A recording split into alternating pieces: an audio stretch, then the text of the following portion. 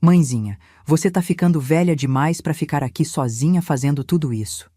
Foi o meu filho quem disse isso. Rogério, 46 anos, sentado na minha cozinha, me olhando com aquela cara de pena de quem acha que tá ajudando. Eu estava na minha casa, que é minha, vivendo a minha vida, que é minha, e ele falava como se eu fosse um problema a resolver. Mas ele não sabia de uma coisa, nenhum dos dois sabia. E tudo ia mudar, porque o que vivi nesses meses me ensinou coisas que eu precisava aprender e que talvez você também precise.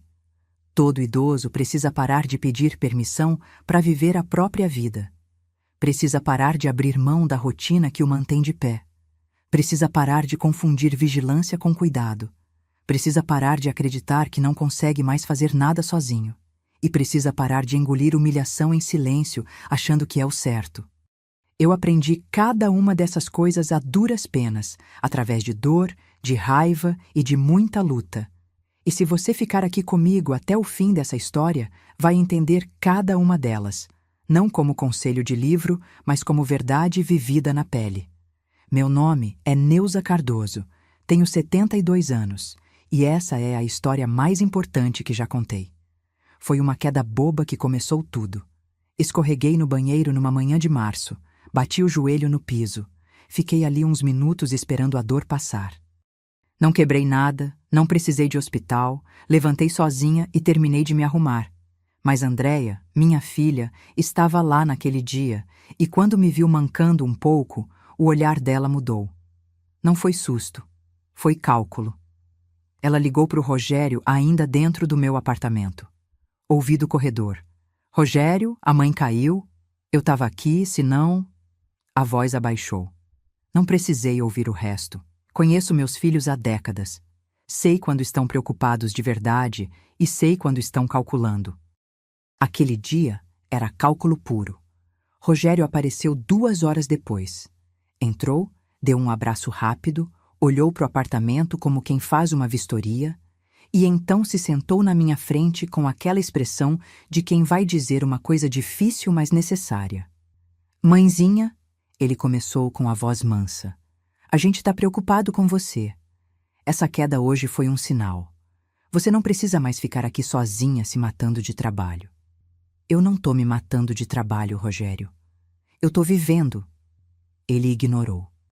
A gente estava pensando, se você vender esse apartamento, dá para você morar com a gente numa estrutura muito melhor. A gente cuida de tudo. Você não precisa mais se preocupar com nada. Não precisar me preocupar com nada. Eu fiquei olhando para o meu filho e pensei, é isso? Não é preocupação com a mãe. É o apartamento, é sempre o apartamento. Vou pensar, eu disse. E sorri. Ele sorriu de volta, aliviado. Não percebeu que o meu sorriso era diferente do dele. E lembrei, por um segundo, rápido, do Osvaldo, 3 anos antes de morrer, me chamando para o escritório com aquela voz séria de quando tinha algo importante. Neuza, senta aqui. Preciso te mostrar uma coisa. Documentos espalhados na mesa, a doutora Carmen do outro lado. Isso aqui é para você nunca depender de ninguém, ele disse. Voltei ao agora. Olhei para o Rogério ainda satisfeito no sofá. Ele não sabia do que o Osvaldo tinha feito. Não sabia de nada. E eu precisava que continuasse assim, por enquanto. Curitiba em abril tem aquele frio que vai chegando devagar, como se o inverno quisesse dar um aviso antes de entrar de vez. Eu acordava cedo como sempre. Café, janela aberta por uns minutos, a rua lá embaixo ainda quieta. Era a minha hora. Sempre foi. Aquele silêncio da manhã era meu, e eu zelava por ele como zelava por tudo que era meu. Mas abril de 2024 foi diferente. Porque Rogério havia decidido que eu precisava de ajuda. E quando Rogério decide alguma coisa, ele não para até conseguir. A primeira vez que ele ajudou sem pedir foi numa quinta-feira. Eu estava me arrumando para ir à feira. Ia toda semana, sempre fui, à feira da Rua de Baixo, onde eu conhecia as feirantes pelo nome, onde eu escolhia minha fruta com a minha mão, onde eu conversava, caminhava, respirava ar fresco. Quando saí do quarto já de bolsa, ele estava na sala. Tinha entrado com a chave reserva que eu dei para emergência. Mãe, para que ir à feira? Eu mando trazer tudo. Eu gosto de ir, Rogério. Mas tá frio e você caiu semana passada. Bati o joelho. Já passou. Mãe. Rogério. Eu parei na frente dele e olhei nos olhos. Eu vou à feira. Ele ficou quieto. Mas aquela tarde, quando voltei com as sacolas, encontrei uma caixa de compras na porta. Frutas, legumes, tudo que eu tinha comprado, duplicado. Mandou entregar sem me avisar. Como se minha ida à feira não tivesse acontecido. Como se eu não tivesse ido. Aquilo doeu mais do que qualquer palavra. Essa foi a primeira lição que comecei a entender. Só não sabia ainda que estava aprendendo. Abrir mão da própria rotina, mesmo que pareça uma coisa pequena, é abrir mão de um pedaço de você mesma. E quando você deixa, pedem outro pedaço, e mais outro, até não sobrar nada. Na semana seguinte, foi o encontro com as minhas amigas. Toda quarta-feira, há quase 8 anos, eu me encontrava com a Margarida, a Sueli e a Dorinha. Ex-colegas de trabalho, amigas de verdade, o tipo de amizade que sobrevive à aposentadoria, à viuvez, a tudo. A gente se encontrava num café perto do Batel, conversava por horas, ria, reclamava, existia. Era sagrado. Naquela quarta, Rogério ligou de manhã. Mãe, cancelei o encontro de hoje com suas amigas. Fiquei em silêncio por uns segundos. Como assim cancelou? Mandei mensagem para Margarida explicando que você não tá bem. Ela entendeu. Rogério, eu tô bem. Mãe, você precisa descansar. Essas saídas te cansam. Essas saídas me fazem bem. A gente sabe o que é melhor para você. A gente sabe o que é melhor para você. Desliguei o telefone com cuidado para ele não ouvir o quanto aquilo me queimou por dentro. Fui até o quarto, sentei na beira da cama e fiquei olhando pela janela. Ele tinha ligado para Margarida. Tinha falado pela minha boca sem me pedir. E eu tinha deixado. Tinha ficado sentada em casa numa quarta-feira de tarde, olhando pela janela em vez de estar com minhas amigas. Liguei para Margarida. Margarida, me desculpa. Foi um mal-entendido. Eu sei, Neuza, ela disse com aquela voz calma dela. Eu sei. Não precisou dizer mais nada. Ela sabia. 2 dias depois, numa sexta à noite, Andréia apareceu com um homem que ela apresentou como o doutor. Henrique, amigo da família que entende muito de direito. Sentamos na sala. O doutor Henrique abriu uma pasta, sorriu com educação e começou a falar sobre curatela preventiva. Como era um instrumento de proteção, como era comum, como era só para garantir que eu estivesse amparada caso alguma coisa acontecesse. Eu escutei tudo. Tomei nota mentalmente de cada palavra. E quando ele terminou, perguntei com calma. Doutor, quem seria o curador nesse caso? Ele olhou para Andréia. Andréia olhou para mim. A gente, mãe. Eu e o Rogério. Para te proteger. Entendo, eu disse. Vou pensar com calma. Servi café. Conversei sobre o tempo. Quando eles foram embora, fechei a porta, fui até o quarto, peguei o telefone e mandei mensagem para a doutora Carmen. Carmen, preciso te ver. Esta semana. E lembrei do Osvaldo de novo. Dessa vez não foi lampejo.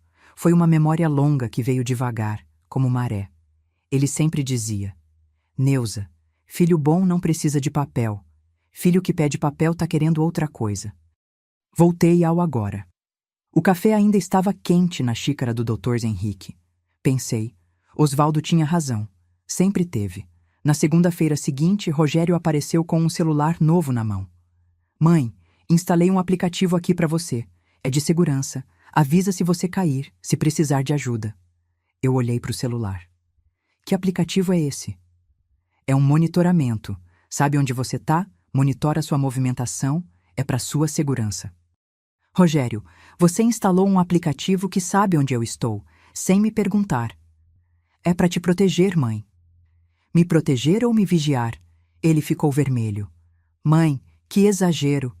Tira esse aplicativo do meu celular agora. Mãe. Agora, Rogério. Ele tirou. Mas eu vi na cara dele que ia tentar de outro jeito. Sempre tentava de outro jeito.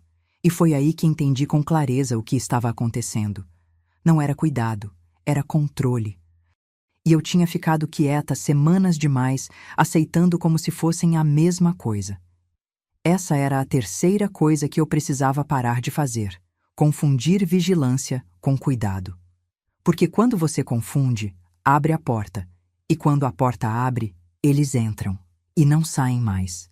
Foi nessa semana que a doutora Carmen veio até mim. Sentamos no escritório do apartamento, ela abriu a pasta e me mostrou o documento que o Osvaldo tinha registrado em cartório antes de morrer. O usufruto vitalício do apartamento em meu nome, irrevogável. Neuza, esse apartamento não pode ser vendido sem sua assinatura. Jamais. Não importa o que eles digam, não importa que papel apresentem. Sem você, não sai. Eu já sabia disso, mas ouvir da Carmen, ver o papel na mão, sentir o peso daquilo, foi diferente. Foi como respirar fundo depois de semanas prendendo o ar. E a curatela? Eu perguntei. Curatela requer processo judicial, laudo médico, juiz. Não é uma assinatura num papel de advogado de fim de semana. Ela fechou a pasta. Você tem plena capacidade. Eu já pedi o laudo atualizado. Chega em 2 semanas. Saí da reunião com a Carmen com algo que não tinha há semanas. Certeza. Não era arrogância. Era chão firme embaixo dos pés. E com chão firme, você anda diferente. Mas naquela mesma noite, Andréia ligou. A voz dela estava diferente. Mais fria, mais direta. Mãe, o Rogério tá com um problema sério. Dívida grande. Você precisa ajudar. Fez uma pausa. A gente precisa que você venda o apartamento. Não tem outra saída. Fiquei em silêncio. Mãe? Boa noite, Andréia, eu disse. E desliguei. O celular ficou na minha mão por um tempo. Não tremia. Eu é que não tremia mais. Depois que desliguei o telefone para Andréia, fiquei sentada no quarto por um tempo. Não de tristeza, de raiva. Uma raiva fria, organizada, do tipo que não grita, que não chora, que só observa e decide. 43 anos de filha, e ela me ligava assim, com aquela voz de quem já tinha decidido o que eu ia fazer, esperando só que eu concordasse. A pressão estava aumentando de um jeito que eu sentia no corpo. Não era ansiedade, era peso. Como quando você carrega uma mochila por tempo demais e começa a nem perceber mais, até que para e sente de uma vez tudo o que estava carregando. Eu tinha parado. E estava sentindo.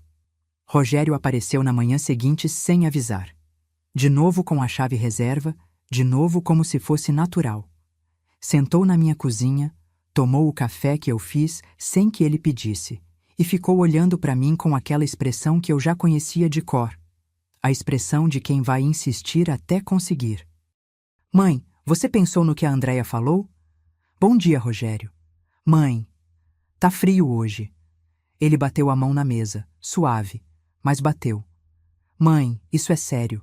Eu tô com uma dívida que não consigo pagar. Se você não ajudar... Se eu não ajudar o quê, Rogério? Ele ficou quieto. Fala.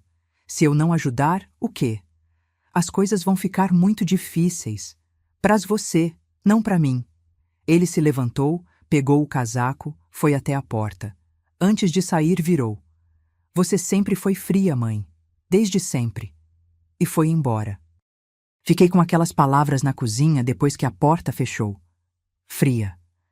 46 anos de filho e era isso que ele tinha para me dizer. Não era verdade.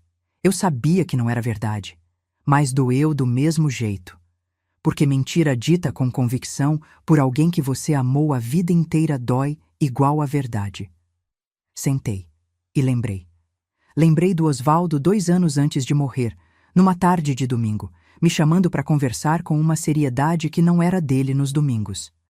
Sentamos no escritório e ele colocou na mesa 2 envelopes, um com o testamento atualizado, outro com documentos de cartório que eu nunca tinha visto.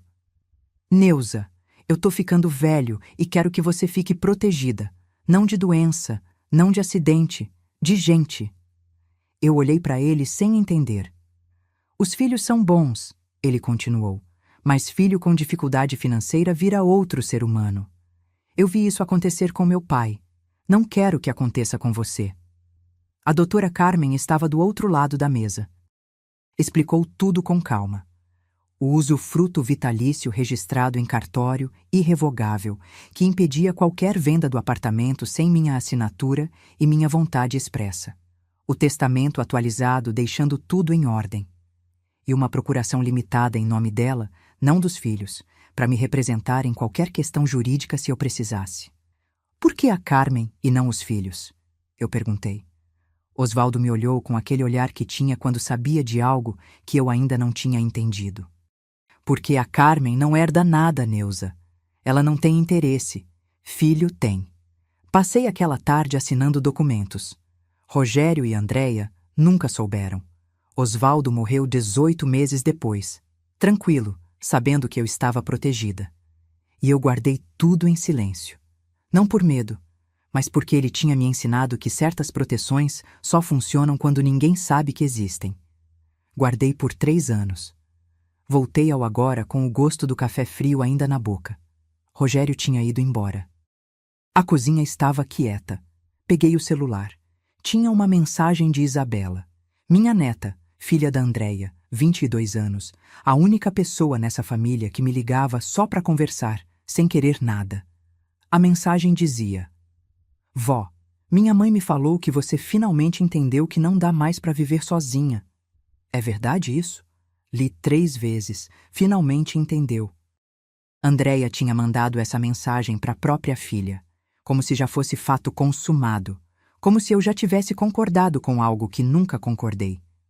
Estava contando para a família como se a decisão já estivesse tomada, sem minha palavra, sem minha assinatura, sem mim. Levantei, fui até o escritório, peguei a pasta que a doutora Carmen tinha deixado comigo, documentos, comprovantes, o histórico completo. Liguei para Carmen. Carmen, chegou o laudo médico? Chegou ontem, Neuza. Tá aqui comigo. Então tá na hora.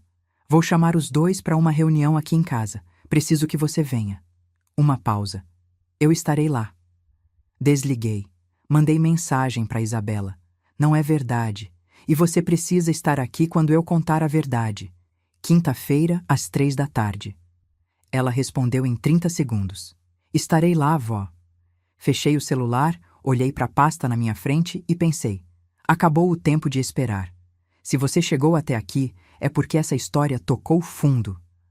Porque você sabe como é quando alguém que deveria te proteger começa a te controlar. E você fica quieta, achando que é o certo.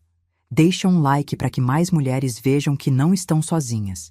Se inscreve para nunca esquecer do seu valor. E clica em hypar. É um botão aqui do canal que me ajuda muito a continuar trazendo histórias assim. Me conta nos comentários. Você já deixou alguém tomar uma decisão que era sua? Escreve aí. E prepara o coração. Agora vem a virada. Quinta-feira chegou com aquele céu de Curitiba que não decide entre nublado e chuva. Fica cinza o dia todo, pesado, como se o ar estivesse esperando alguma coisa. Eu acordei antes do alarme. Já estava acordada há um bom tempo, na verdade. Tinha dormido pouco. Não de medo, mas daquele jeito que a gente dorme quando sabe que o dia vai ser diferente de todos os outros. Fiz café. Sentei na mesa do escritório e abri a pasta pela última vez para revisar tudo. Os comprovantes de cada valor emprestado ao Rogério e à Andréia ao longo dos anos, organizados por data, com anotação do que cada um tinha dito na época. Quase R$180 mil. Nunca devolvido. Cada pedido vinha com uma história. Reforma da casa, dívida do cartão, problema no negócio, cirurgia do cachorro, viagem de última hora. Eu anotei tudo. Não por ressentimento, por clareza. Porque eu sabia, lá no fundo, que um dia ia precisar desses papéis. Liguei para Carmen às 9 da manhã. Tudo certo? Tudo certo, Neuza. Estarei aí ao meio-dia. O laudo? Na pasta. Assinado e carimbado. Bom, mas quando fui buscar a pasta no armário do escritório, não estava onde eu tinha deixado. Procurei na gaveta, na prateleira de cima, embaixo da mesa. Nada. O coração acelerou por 1 segundo. Só 1 segundo. E aí lembrei. Rogério tinha entrado no apartamento na segunda-feira com a chave reserva. Tinha ficado uns minutos no escritório enquanto eu estava no banheiro. Eu tinha achado estranho na hora, mas não tinha dito nada. Liguei para Carmen de volta. Carmen, acho que a pasta sumiu. Uma pausa curta. Neuza, você tem cópia de tudo comigo. Sempre tive. Trago a minha.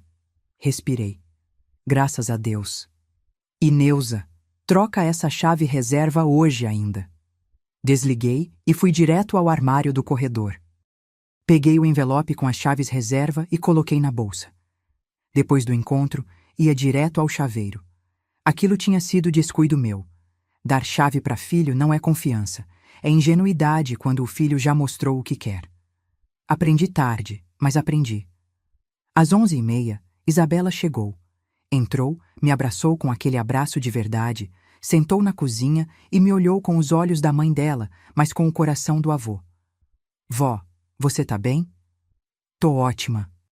Ela olhou para minha expressão e acreditou, porque era verdade. O que vai acontecer hoje? Ela perguntou. Sua mãe e seu tio vão descobrir algumas coisas que não sabiam. Que tipo de coisas? A verdade. Fiz uma pausa. Isabela, eu preciso que você fique quieta durante a reunião, não importa o que aconteça. Pode ser difícil, mas preciso que você só observe, até eu te pedir para falar, tá bem? Ela assentiu devagar. Pode confiar, vó. A doutora. Carmen chegou ao 12h15, de tailleur escuro, pasta na mão, aquela serenidade dela que nunca foi frieza. Era segurança. A gente se abraçou na entrada. Como você tá? Ela me perguntou baixinho. Pronta, eu disse, e era a resposta certa, porque era verdade. Às 2h50, ouvi a campainha. Rogério e Andréia chegaram juntos, o que eu não esperava. Tinham combinado antes. Entraram com aquela expressão de quem está indo a uma reunião que já sabe como vai terminar. Rogério olhou para Carmen e franziu o senho. O que ela está fazendo aqui? Ela é minha advogada, eu disse com calma. Senta. Andréia viu Isabela e o rosto fechou. Isabela, o que você... Eu convidei ela, eu disse. Senta, Andréia. Eles sentaram. A sala estava em silêncio por um momento. Aquele silêncio que antecede as coisas importantes, que tem peso e textura, que a gente sente na pele. Rogério olhou para o apartamento, depois para mim, depois para a pasta na mão da Carmen. Andréia ficou olhando para Isabela com aquela expressão de mãe que não gosta de surpresa. E então, Rogério tentou assumir o controle antes que eu começasse. Mãe, a gente veio aqui de boa fé. Esperamos que você tenha pensado com carinho no que a gente conversou. A situação tá difícil e... Rogério. Eu disse o nome com calma, sem elevar a voz. Hoje quem fala primeiro sou eu. Ele fechou a boca. Olhei para Andréia. Olhei para Rogério e comecei. Peguei a primeira folha da pasta que a Carmen tinha aberto na mesa. Uma folha simples, com datas e valores escritos à mão, organizada por ano. Coloquei na frente de Rogério sem dizer nada. Ele olhou para a folha, depois para mim. O que é isso? É uma lista, eu disse, de tudo que eu emprestei para você desde 2008. Rogério pegou a folha com a ponta dos dedos, como quem pega algo que pode sujar. Leu. Vi o momento exato em que reconheceu os valores, a testa franzida, a respiração mudando. Andréia se inclinou para ver. Eu fiquei quieta, deixando o silêncio trabalhar. Mãe, isso é... Rogério começou. 53 mil reais, eu disse. Em 16 anos. Com datas. Com o motivo que você deu cada vez e com o fato de que nenhum foi devolvido. Isso foi empréstimo entre família, mãe. Não se anota essas coisas. Eu anoto. Isso não tem validade nenhuma. Tem sim, a doutora. Carmen disse com calma, abrindo outra folha. Parte desses valores tem comprovante de transferência bancária com a descrição feita pelo próprio Rogério no momento da transferência, incluindo uma mensagem de WhatsApp de 2019, onde você escreve, textualmente, mãe, preciso de 20 mil emprestado, te devolvo em 6 meses. Rogério ficou vermelho. E isso foi há 5 anos. Foram 5 anos, eu disse. E não voltou. Andréia até então tinha ficado quieta, mas eu vi a expressão dela mudar. Não era arrependimento, era cálculo. Ela estava tentando entender onde isso ia dar, o que eu queria, se tinha como sair da sala sem dano. Eu a conhecia bem demais. Mãe, Andréia disse com a voz controlada. Isso tudo foi muito tempo atrás. Você está trazendo essas coisas agora por quê? O que você quer exatamente? Eu não quero nada, Andréia. Eu estou mostrando. Mostrando o quê?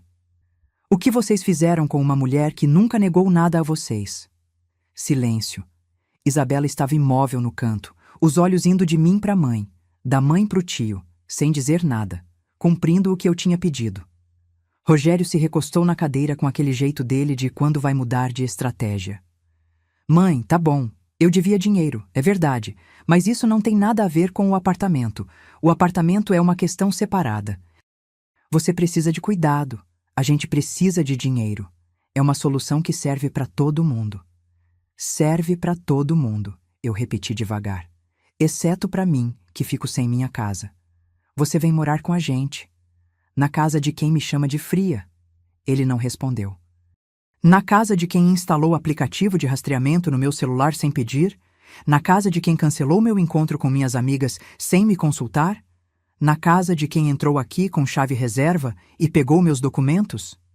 Rogério ficou pálido. Eu não peguei nenhum. A pasta sumiu depois da sua visita de segunda-feira, Rogério. Só você tem chave reserva. Eu não peguei pasta nenhuma. A doutora Carmen colocou outra folha na mesa sem pressa. Não importa, temos cópia de tudo. O rosto de Rogério fechou. Andréia olhou para o irmão com aquele olhar de "me deixa tentar". E então se virou para mim com uma voz diferente, mais suave, quase carinhosa. Mãe, eu entendo que você está se sentindo atacada, mas a gente só quer o melhor para você.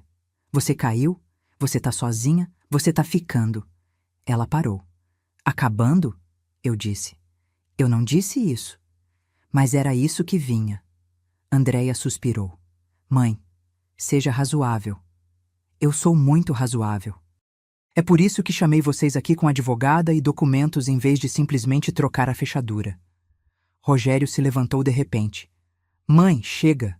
Você quer briga. Tá tendo briga. Esse apartamento vai ser vendido de um jeito ou de outro. Se você não assinar, a gente entra com curatela na justiça. Você caiu, você tá sozinha, você toma remédio, um juiz vai entender. A sala ficou em silêncio absoluto. Foi o momento mais pesado desde que eles tinham entrado. Porque ele tinha jogado a carta que achava que era a maior, a ameaça direta, sem disfarce, sem gentileza. A máscara tinha caído e embaixo tinha exatamente o que eu sabia que tinha. Isabela se mexeu no canto. Eu levantei uma mão levemente na direção dela. Ainda não. A doutora Carmen abriu a pasta com calma e colocou 3 documentos na mesa ao mesmo tempo. Vou responder a isso tecnicamente, ela disse. Primeiro documento. Laudo médico emitido há 10 dias pela doutora Patrícia Souza, geriatra do Hospital Nossa Senhora das Graças, atestando plena capacidade cognitiva e funcional da senhora Neuza Cardoso para todos os seus atos civis. Segundo documento, o registro do usufruto vitalício desse apartamento em nome da senhora Neuza, registrado em cartório em 2021, irrevogável, que impede qualquer alienação do imóvel sem sua expressa vontade, independente de qualquer decisão dos herdeiros. Terceiro documento. A procuração que a senhora Neuza outorgou a mim em 2021, me dando poderes para representá-la em qualquer questão jurídica, o que significa que qualquer processo de curatela vai encontrar representação legal imediata. Rogério olhou para os 3 documentos na mesa, como quem olha para o chão depois que ele some. Andréia ficou branca. Uma curatela? A Carmen continuou no mesmo tom tranquilo. Requer laudo contrário ao que está aqui, requer processo judicial demorado e requer que um juiz desconsidere esse laudo médico recente. A chance de sucesso é próxima de 0. E o custo financeiro do processo, para vocês, seria considerável.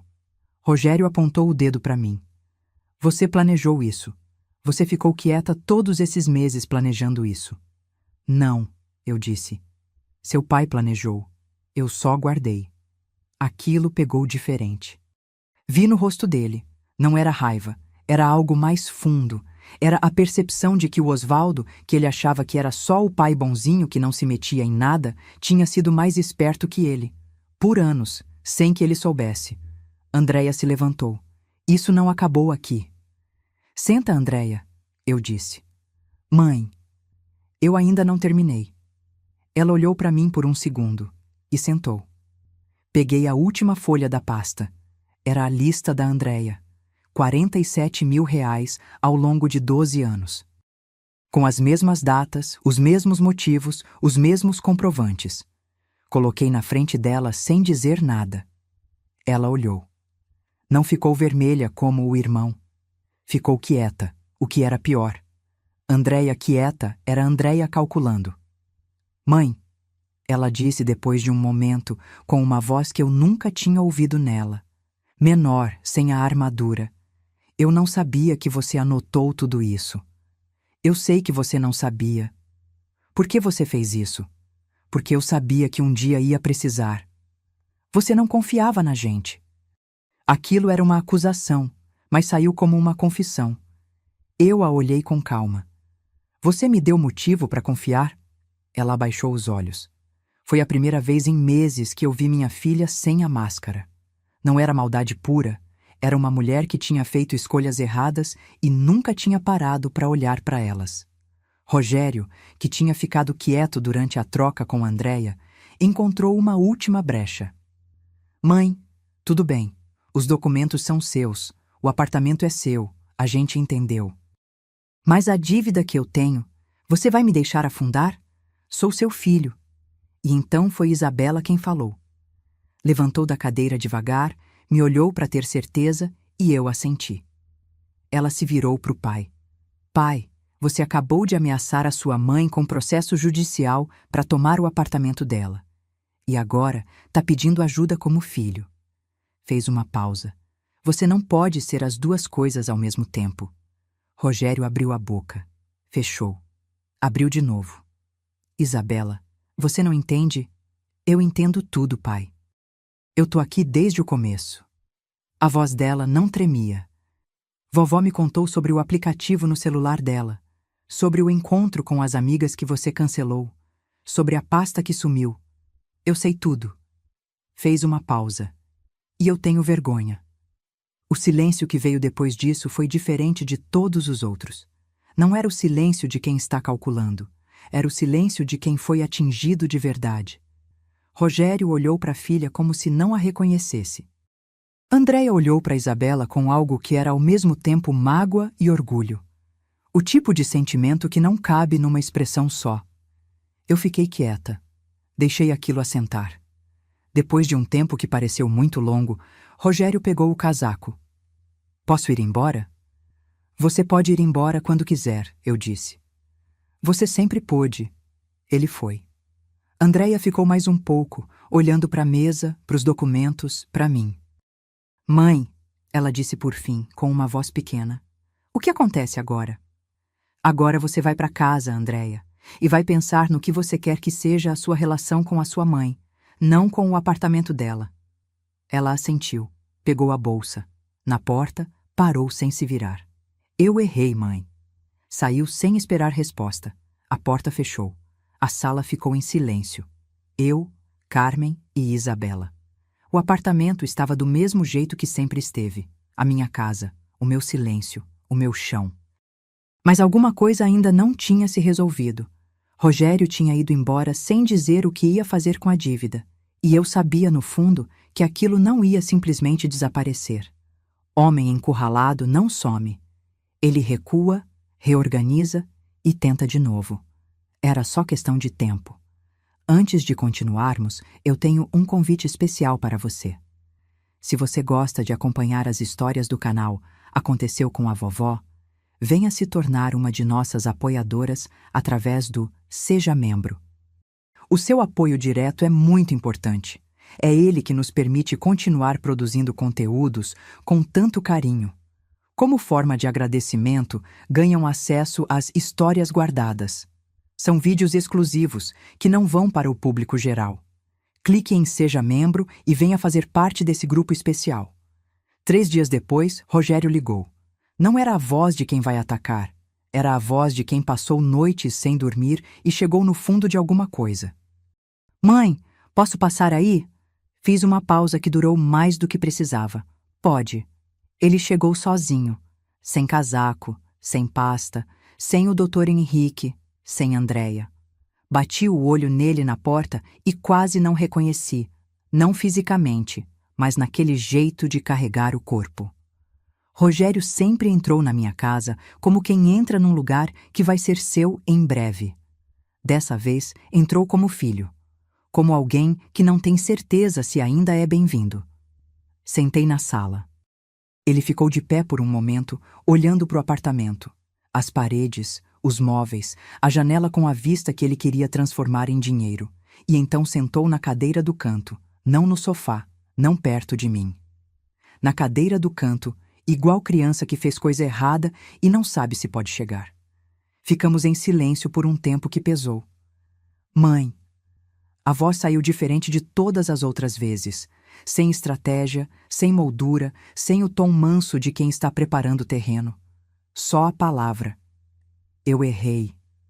Não respondi, deixei. Eu errei feio, não foi preocupação, foi ganância. Eu estava com medo da dívida, estava desesperado e transformei você no caminho mais fácil. Ele engoliu em seco. Você, minha mãe, o caminho mais fácil. Parou. A voz quebrou um pouco.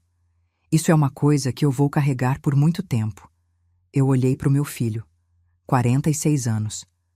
O mesmo menino que eu levei no colo com febre às 3 da manhã, que eu fiquei do lado quando perdeu o primeiro emprego, que eu ajudei a pagar o primeiro apartamento sem contar para ninguém quanto tinha custado para mim. Estava tudo ali. 46 anos de amor e de erro, sentados na cadeira do canto da minha sala. Rogério, eu disse devagar, você sabe o que dói mais? Não foi o apartamento, não foi o dinheiro, foi o aplicativo no meu celular. Fiz uma pausa. Foi você cancelar meu encontro com minhas amigas como se minha vida fosse um detalhe que você tinha o direito de reorganizar. Foi você entrar aqui com chave reserva e mexer nos meus documentos como se essa casa já fosse sua. Foi isso que partiu alguma coisa em mim, filho. Não o dinheiro. Foi você me tratar como se eu já tivesse acabado. Rogério fechou os olhos. Quando abriu, tinha lágrima descendo. Não choramingo. Não choro de quem quer causar efeito. Era lágrima de quem ouviu a verdade e não tem como desfazer. Eu sei, mãe. Eu sei. Você sabe o que o seu pai fez? Eu me levantei, fui até o escritório, voltei com o envelope. Coloquei na frente dele. 2 anos antes de morrer, ele sentou comigo e disse que queria me proteger. Não de doença, de gente. Ele não falou seu nome, não precisava. Ele conhecia o ser humano, filho. Ele sabia que dificuldade financeira muda a pessoa. Fiz uma pausa. E ele tinha razão. Rogério ficou olhando para o envelope, sem tocá-lo. Ele nunca me disse nada. Não era para você, era para mim. O silêncio que veio depois tinha textura. Era pesado, mas não era hostil. Era o silêncio de 2 pessoas que se amam e que acabaram de passar por uma coisa que não tem como fingir que não aconteceu. Rogério olhou para mim com os olhos vermelhos. Você vai me perdoar? E foi aí que chegou o momento mais difícil de toda a história. Não o confronto com os documentos, não a ameaça da curatela, não a fala da Isabela. Foi esse momento. Meu filho na minha frente, 46 anos, olhando para mim como criança, pedindo o que eu tinha o direito de não dar. Me levantei. Fui até ele. Coloquei a mão no rosto dele. Aquela mão que tinha trocado fralda, curado machucado, aplaudido formatura. E olhei nos olhos dele de perto. Eu te amo, filho. Isso nunca vai mudar. Mas perdão não é uma palavra que eu falo hoje e pronto. Perdão é o que você constrói comigo, dia a dia, com ação, com respeito, com presença de verdade, não de interesse. Tirei a mão do rosto dele. Quando você tiver construído isso, você vai saber que foi perdoado.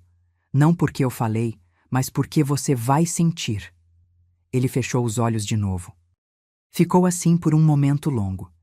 E então se levantou, me abraçou com um abraço que não tinha há anos naquele filho, um abraço sem pressa, sem querer nada do outro lado, só o peso do corpo e o calor de quem está pedindo passagem de volta. Eu deixei, fiquei ali. E quando ele soltou e foi embora, eu fechei a porta e fiquei parada no corredor, a mão ainda na maçaneta. Chorei. Finalmente chorei.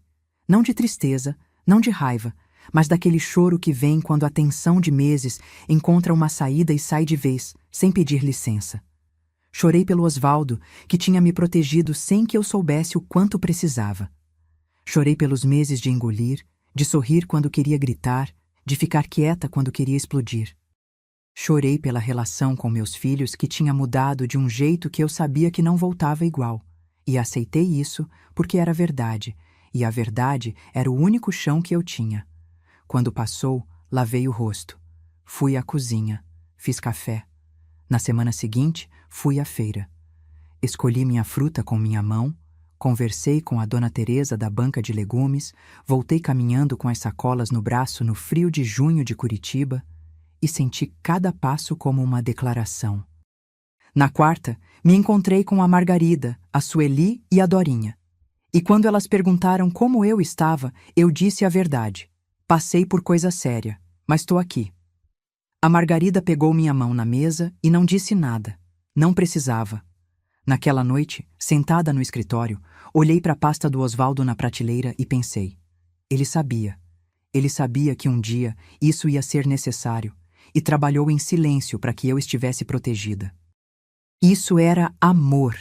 Não o amor que aparece na hora boa, mas o que trabalha na sombra quando você ainda não sabe que vai precisar. Fechei o escritório. Apaguei a luz. Fui fazer meu café, na minha cozinha, no meu apartamento, no meu ritmo, e entendi, no corpo, não só na cabeça, que as 5 coisas que aprendi não eram sobre meus filhos, eram sobre mim.